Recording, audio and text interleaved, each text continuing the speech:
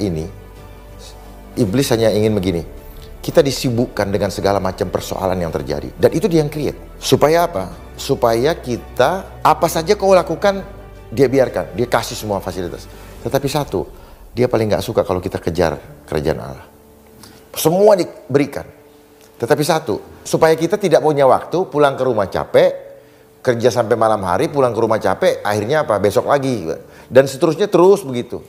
Hari-hari kita disibukkan hanya dengan mengasah intelektual. Ternyata intelektual begitu berhadapan dengan sesuatu yang tidak kelihatan, langsung goncang. Yang berbahagia ialah mereka yang mendengarkan firman Allah dan yang memeliharanya.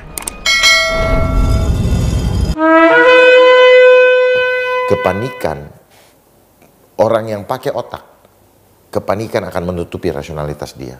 Nah, seperti itulah yang terjadi sekarang. Dia sibukkan kita dengan segala masalah. Contoh, Bapak bangun pagi sudah berapa notification yang ada di sini? Kita harus jawab, Bapak online. Terus ada yang bilang, kok Bapak online kok Bapak nggak jawab? Kok sombong? Wah, mulai dia ganggu emosi kita. Dan seterusnya. Ini adalah permainan, Pak. Karena apa? 7 jam kita gunakan dalam sehari. Sama dengan kita menyedot energi kita 7 hari dalam 7 malam. Bapak harus sadari bahwa di sini ada gelombang. Gelombang yang mempunyai kekuatan magicnya, kekuatan hipnotis. Bapak bayangkan kalau sudah menggunakan gelombang. Jadi di dalam hidup kita ini setiap pertambahan hertz dia akan mempengaruhi karakter manusia. Kalau worse, kita akan juga menjadi kelakuannya nggak bagus, Pak. Begitu mudah. Orang cepat emosi. Emosi. Dan gini, Pak, kenapa si handphone dibilang cellular phone? Karena dia menghancurkan sel. Begitu Bapak touch, begitu sel kita lemah. Makanya kita gampang sakit. Panas. Cepat kok puyeng di sini. Tangan kayak kesemutan. Kenapa? Darah jadi kental, Pak. Dia berpengaruh langsung kepada tubuh. Inilah yang namanya tipu muslihat. Kita simpen baik-baik. Bayangkan, kita beli pakai uang kita. Tetapi yang mengendalikan dia. Hebat kan? Kita keluarkan uang kita serahkan diri kita untuk dikendalikan sama dia. Keren. Inilah tipu muslihat, Pak. Bapak begitu pegang lemah loh. Mungkin Bapak sudah pernah kasih contoh. Nah, Bapak ini ya. Bapak begini, tes dulu ya. Kencang lagi kayak tadi ya. Kencang, Pak ya. 1, 2, 3. Kuat. Apa pakai? 1, 2, 3. Tahan, Jo. Tahan, Pak Pendeta. 1, 2, 3. Oke? Lebih kuat. Tahan ya, Pak ya. Pakai punya Heaven, Nah, kita tes dulu. Pak Heaven gini. Ya, ini kencang. Enggak, bukan. Yang penting ini ya. Ini hanya aja. Perbandingan 1, 2, 3. Sekarang pakai handphone. Tahan benar nih, tahan benar. Ya. 1, 2, 3. Lemah. Ya. Jadi kita bisa pegang ini. Pegang ini, Bapak lebih kuat. Udah. 1, 2. Oke?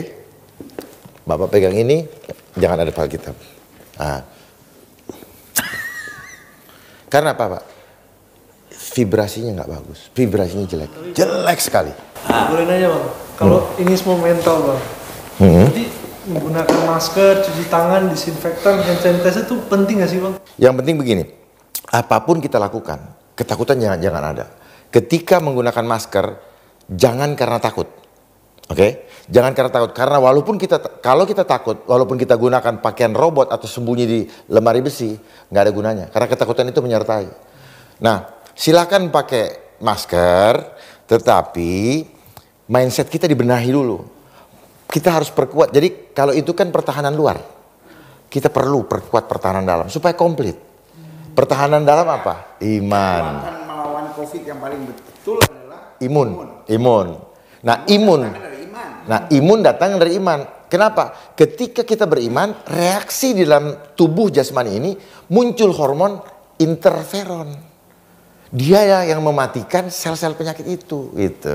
Jadi ada interferon, ada kortisol. Iya, interferon, kortisol. Kalau interferon hal-hal yang baik. Kalau kita bersyukur, kita beriman, kita cita interferon. Tapi kalau kita takut, kita kuat, kortisol. Masker mau pakai apa? Kortisol. Kita yang keluar adalah kortisol. Bergolak dia kayak apa namanya vulkano.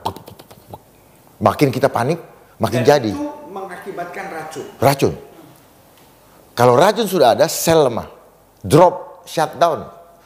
Hitungan jam juga bisa mati.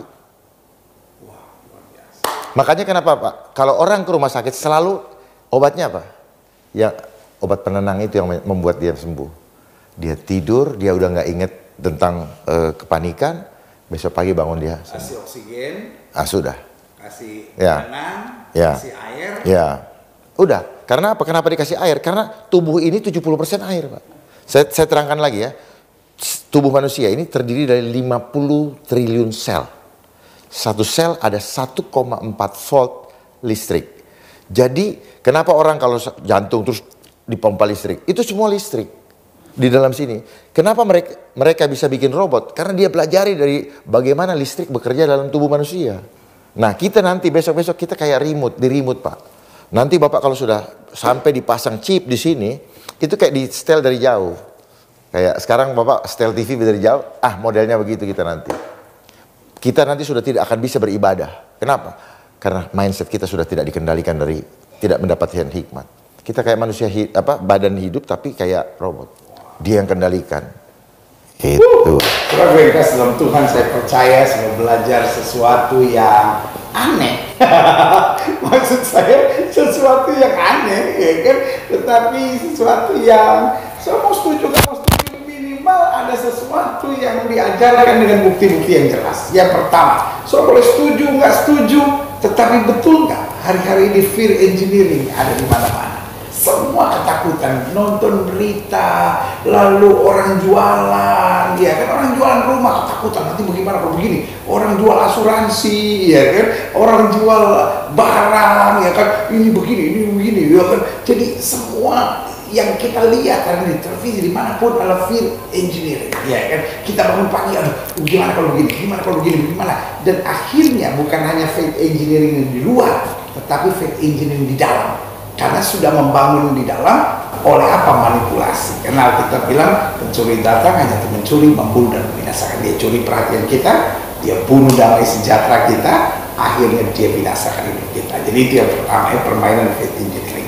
Yang kedua, permainan manipulasi, ya kan? Sehingga anak memanipulasi pada orang tuanya, orang tua memanipulasi pada anaknya, suami manipulasi terhadap istrinya, dan akhirnya kita lihat manipulasi yang quote unquote menyenangkan, ya kan? Kita nggak sedang bicara benar atau salah, tapi ini membuka pikiran saudara. Misalnya contohnya, orang memanipulasi data, orang memanipulasi face apps misalnya, ya kan. Lalu apalagi tuh kan yang suara bisa jadi bagus, gitu kan. Jadi segala macam gitu. Sehingga hari-hari ini saudara yang cari pasangan teman hidup lewat media sosial, apa aja kan media sosial yang untuk cari pasangan teman hidup? Banyak, ada Tinder, terus ada juga buat sesama jenis juga ada. Tapi Evan ikut juga sama sekali. Jadi kita hati-hati dengan itu, karena tadi kita saudara boleh bilang aneh lo ajarnya, terserah, ya kan, semua orang boleh bicara kan. Yang penting kan sudah punya naluri untuk perhatikan, lihat, ya kan. Karena yang buat kita aneh adalah sesuatu yang jarang kita dengar. Tadi sudah dijelaskan, kebohongan sekalipun kalau diulang, lama-lama menjadi kebenaran gitu. Kebenaran pun kalau terus diserang, lama-lama jadi ketidakbenaran. Itu namanya manipulasi. Dan kita lihat hari-hari ini roh manipulasi ini ada di mana-mana, ya kan. Sehingga yang benar jadi salah, yang salah jadi benar, ya kan. Dan tadi kita bahas hal yang simpel aja. Dulu apapun yang positif hebat, apapun yang negatif jelek. Tapi sekarang berubah. Orang bilang, aduh mudah-mudahan nggak positif, Tahu nggak saudara? Itu lama-lama terulang di otak saudara. Lama-lama positif itu jelek. Lama-lama apa? Tuhan itu kan positif, ya kan? Buat apa Tuhan, ya kan? Tuhan usahain saya, Tuhan begini. Karena di otak kita sudah termanipulasi, gitu makanya. Dan akhirnya yang diciptakan tadi adalah apa? Tujuannya kesatuan dalam ketakutan. Nah, karena kesatuan dan ketakutan akhirnya menjadi satu kebiasaan, kebiasaan kemudian menjadi karakter, karakter menjadi budaya, dan karena budaya dianggap normal. Iya kan? Nah, karena itu tadi dijelaskan sederhana, bukan berarti kita kelompok anti teknologi, lama-lama kita jadi kadrun dan gurun. Kalau kita anti teknologi, kita pakailah dengan betul, tapi jangan mau terikat. Karena jelas Alkitab berkata di dalam Kristus tidak ada lagi yang dapat membelenggu dan mengikat kamu. Jadi ada waktunya suami dan istri pisahin diri dari sel seluler tadi, karena itu mengganggu sel, dan akhirnya hanya ada dua kelompok. Satu kesatuan dalam iman, satu kesatuan dalam syukur, satu kesatuan dalam hal-hal yang berkenan kepada Tuhan, dan akan mengakibatkan keluar dari tubuhnya, yaitu sel hormon yang namanya apa tadi? Kortisol. Itu yang negatif. Interferon. Nah, interferon itu menciptakan ledakan-ledakan sukacita, dan itu yang kita bilang hati yang gembira adalah obat yang manjur. Nah, sementara yang dalam ikatan ketakutan ini akan bersatu membangun Babel besar, kata kita, dan menciptakan takhta untuk Lucifer, ya kan? Karena manusianya dibangun dari hormon yang bernama kortisol yang mengakibatkan racun-racun dalam tubuh dan racun-racun dalam pikiran, sehingga pikirannya selalu negatif. Tadi juga dijelaskan, pikiran selalu mau bersaing, pikiran mau jatuhkan orang, pikiran selalu angka-angka gitu, dan karena angka-angka cuma dua, yang sebagian jadi sombong, yang mampu jadi sombong, yang nggak mampu akhirnya jadi minder, ya kan? Dan orang minder akhirnya menghalalkan segala cara. Orang minder akan berkata, ya udah saya nggak punya apa-apa, ya saya mau bunuh diri aja nggak apa-apa, saya nggak punya apa-apa, saya mau jual diri juga nggak apa-apa, saya nggak ada harganya dalam hidup, saya mau buat apa aja terserah, ya kan? Tetapi Daud bilang gini, kejadianku dahsyat dan ajaib, dan jiwaku benar-benar menyadarinya. Walaupun ini kelihatannya kayak aneh-aneh, saudara, tapi tadi jelas dibuktikan. Kalau pegang handphone kok lemas, ya kan? Pegang Alkitab kok kuat, ngomong hal yang positif, dan Alkitab bilang apa saja yang kamu ucapkan, kalau kamu tidak bimbang tapi percaya, itu akan terjadi. Lepas dari apapun kita belajar sesuatu. Kalau memang kita lihat sesuatu yang positif, kenapa nggak mulai kita bicara aja yang positif, bicara aja yang membangun, bicara aja yang menguatkan, ngomong sama anak kita, ngomong sama istri kita, ngomong sama orang di sekitar kita, selalu yang membangun dan menguatkan. Maka kekuatan baru akan selalu hadir dalam hidup kita. Evan, ada pertanyaan terakhir untuk Om Dharma? Ya, pertanyaan terakhirnya Om. Jadi gimana cara melawan rasa ketakutannya Om? Dekat Tuhan.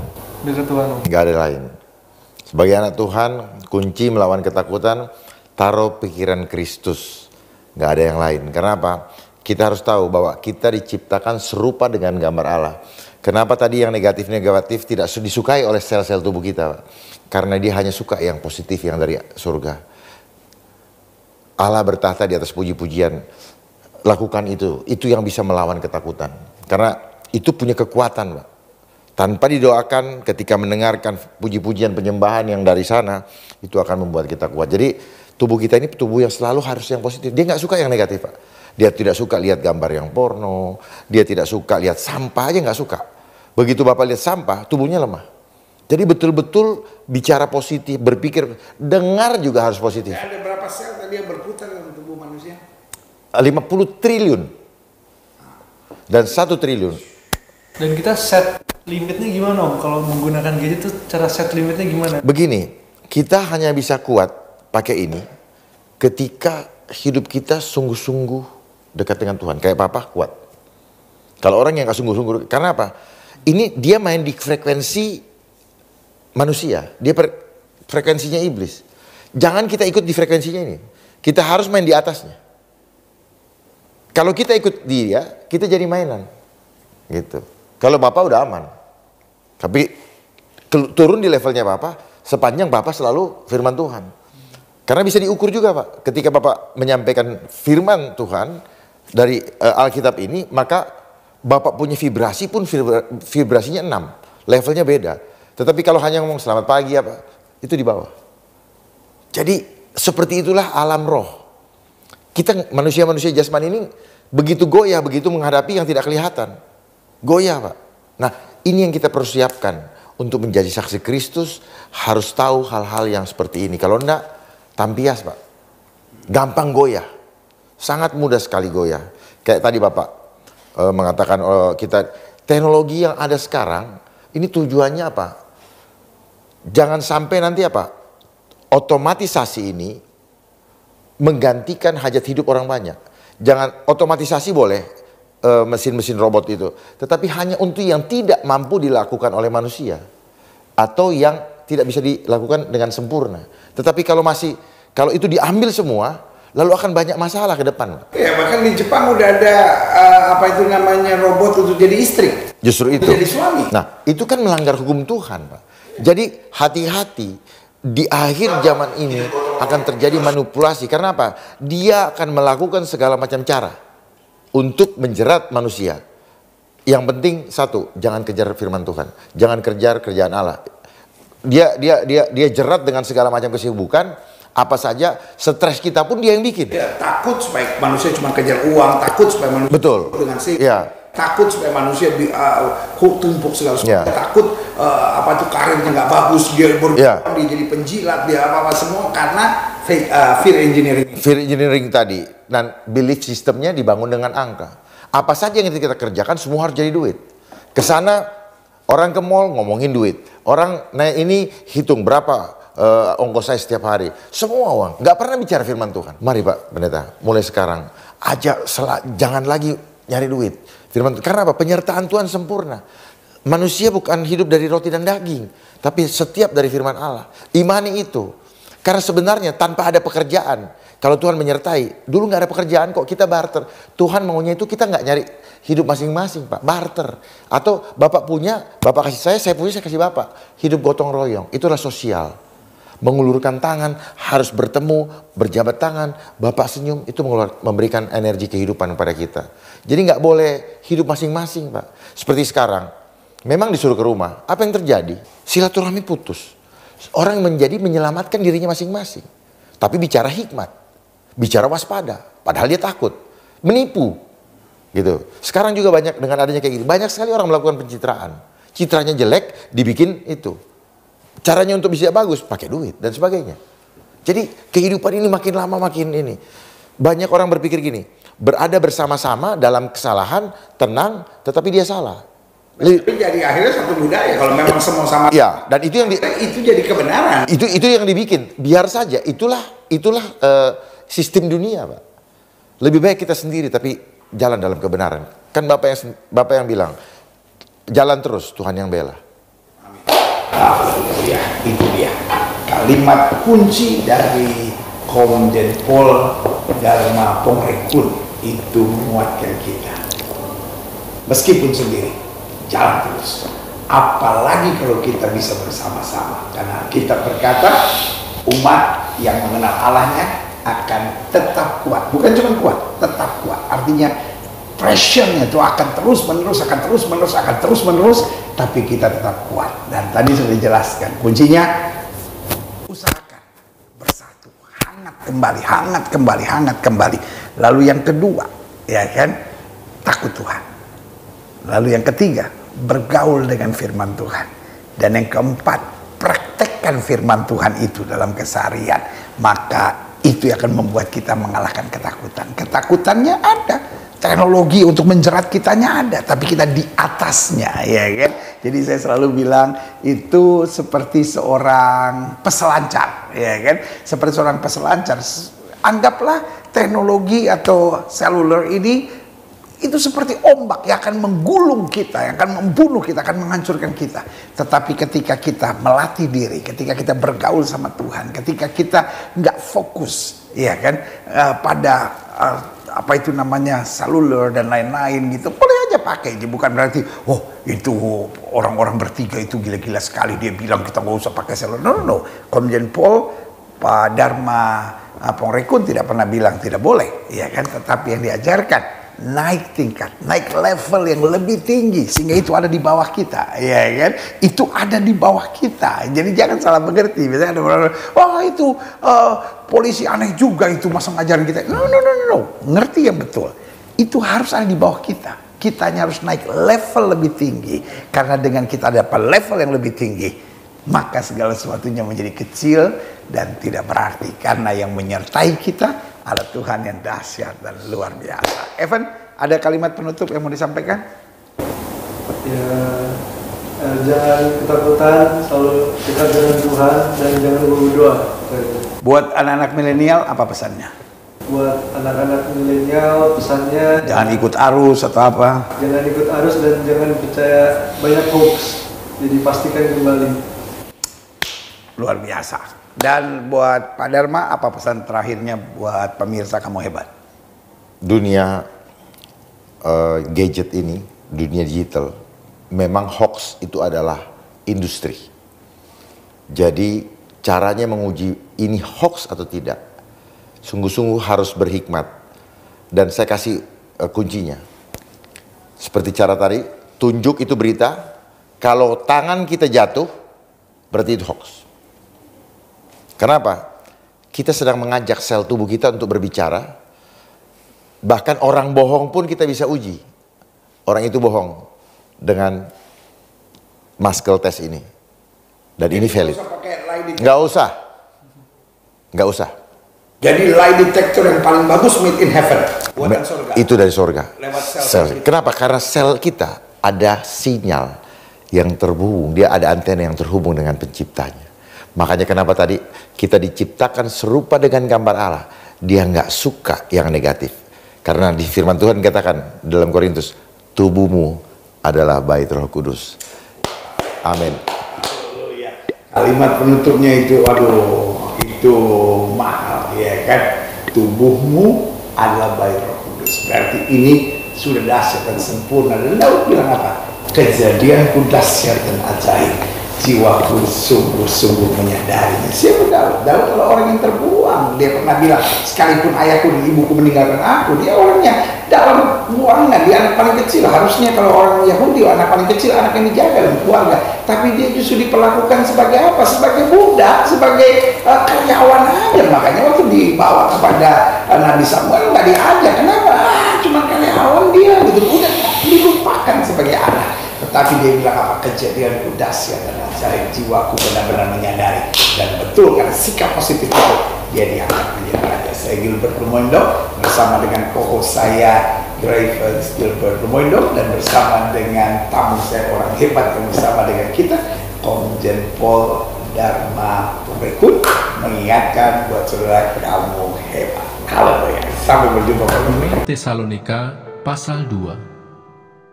Kedurhakaan sebelum kedatangan Tuhan.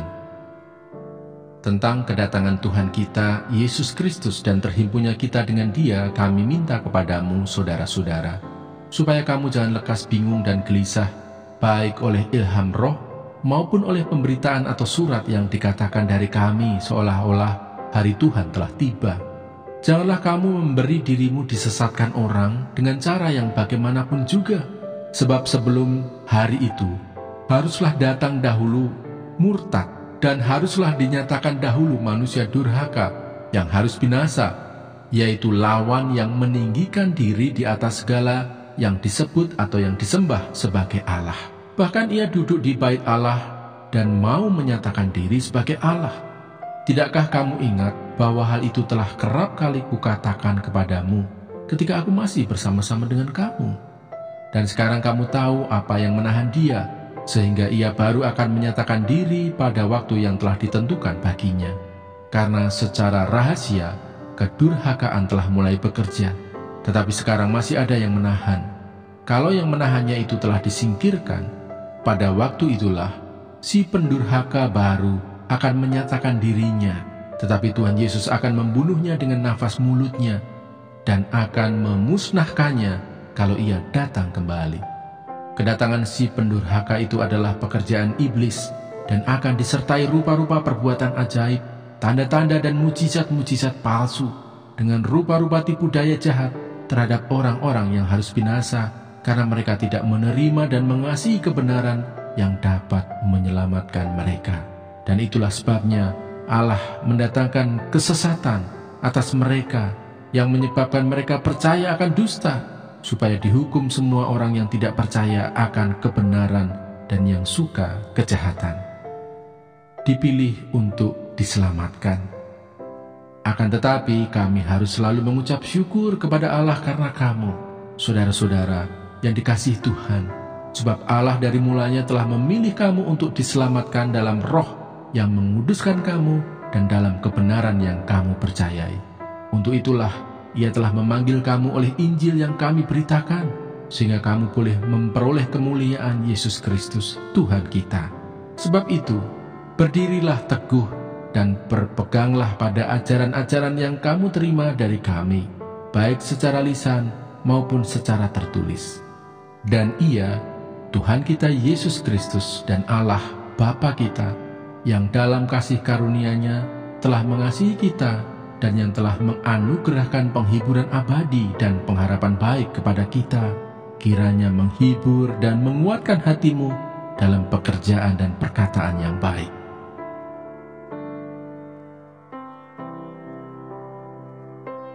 Dua Tesalonika pasal 3. Berdoa dan bekerja. Selanjutnya, saudara-saudara, berdoalah untuk kami, supaya firman Tuhan beroleh kemajuan dan dimuliakan, sama seperti yang telah terjadi di antara kamu, dan supaya kami terlepas dari para pengacau dan orang-orang jahat, sebab bukan semua orang beroleh iman. Tetapi Tuhan adalah setia. Ia akan menguatkan hatimu dan memelihara kamu terhadap yang jahat. Dan kami percaya dalam Tuhan, bahwa apa yang kami pesankan kepadamu, kamu lakukan dan akan kamu lakukan. Kiranya Tuhan tetap menunjukkan hatimu kepada kasih Allah dan kepada ketabahan Kristus. Tetapi kami berpesan kepadamu, saudara-saudara, dalam nama Tuhan Yesus Kristus, supaya kamu menjauhkan diri dari setiap saudara yang tidak melakukan pekerjaannya dan yang tidak menurut ajaran yang telah kamu terima dari kami. Sebab kamu sendiri tahu bagaimana kamu harus mengikuti teladan kami, karena kami tidak lalai bekerja di antara kamu dan tidak makan roti orang dengan percuma, tetapi kami berusaha dan berjerih payah siang malam, supaya jangan menjadi beban bagi siapapun di antara kamu.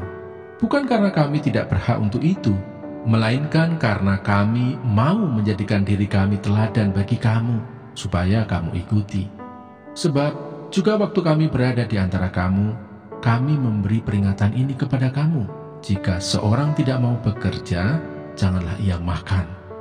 Kami katakan ini karena kami dengar bahwa ada orang yang tidak tertib hidupnya dan tidak bekerja, melainkan sibuk dengan hal-hal yang tidak berguna. Orang-orang yang demikian kami peringati dan nasihati dalam Tuhan Yesus Kristus, supaya mereka tetap tenang melakukan pekerjaannya, dan dengan demikian makan makanannya sendiri. Dan kamu, saudara-saudara, janganlah jemu-jemu berbuat apa yang baik. Jika ada orang yang tidak mau mendengarkan apa yang kami katakan dalam surat ini, tandailah dia, dan jangan bergaul dengan dia, supaya ia menjadi malu. Tetapi janganlah anggap dia sebagai musuh, tetapi tegurlah dia sebagai seorang saudara. Salam. Dan Ia, Tuhan damai sejahtera, kiranya mengaruniakan damai sejahteranya terus-menerus dalam segala hal kepada kamu. Tuhan menyertai kamu sekalian. Salam daripadaku, Paulus. Salam ini kutulis dengan tanganku sendiri. Inilah tanda dalam setiap surat. Beginilah tulisanku. Kasih karunia Yesus Kristus Tuhan kita menyertai kamu sekalian. Yang berbahagia ialah mereka yang mendengarkan firman Allah dan yang memeliharanya.